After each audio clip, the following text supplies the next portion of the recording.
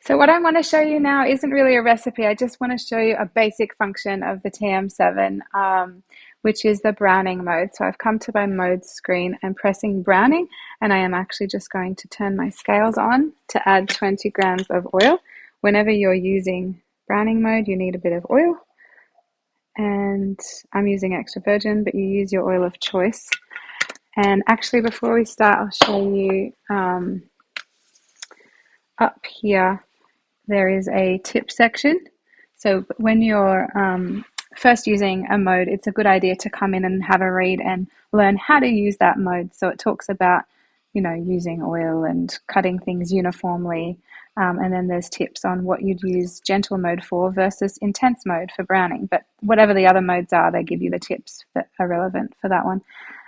So yeah, gentle browning mode versus intense. Intense you'd use for more browning meat or veggies that have a higher liquid content, like zucchini, capsicum, mushrooms, those types of things. So today I am just going to use, went out of it. I'm just going to set it for 10 minutes, 160 degrees gentle. Here would be where you change it to be intense. But yeah, I'm just going to leave it there. And I am going to find myself back on the screen. I've just got one onion and I've cut it in wedges.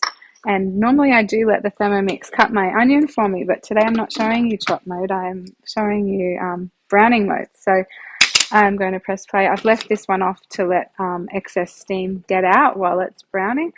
And I will show you what it looks like after 10 minutes.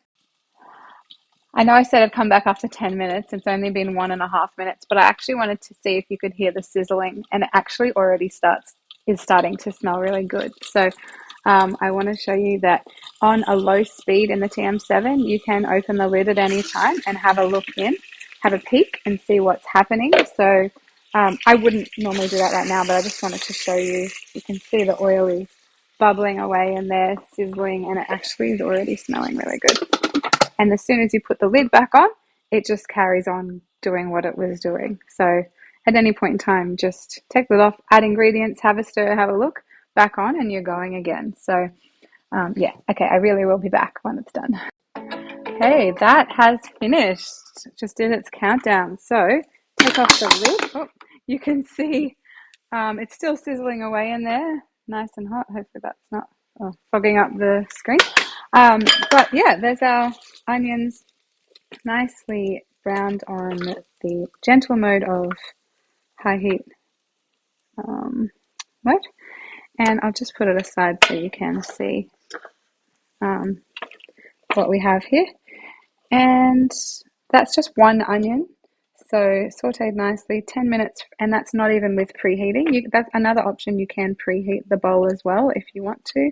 I didn't bother today. Yeah. So, and those brown marks that are at the bottom of the bowl, we do have a specialized browning mode self-clean. So if you ever have those brown marks, you put in water up enough to cover the blades, a drop of dishwash liquid or vinegar, and set it to the browning self-clean mode, and it will lift off all those brown marks really nicely. But yeah, those are our onions, nicely browned. If you wanted to go longer, you could, like, you're in control, so do whatever you want. But I think those are great, and they actually smell so good.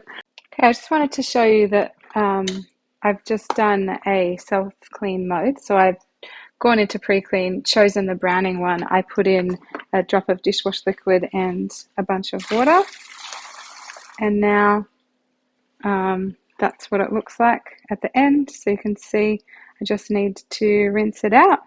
And maybe there's one little brown mark left that will just lift off really easily with my Thermomix brush. This Thermomix brush, you can get it from the website. It does a really good job of spinning around and getting in all the grooves. So just around, and then that should be, I think I got it all. Give it a quick rinse, and we're clean. Ready for the next dish. Obviously dry it.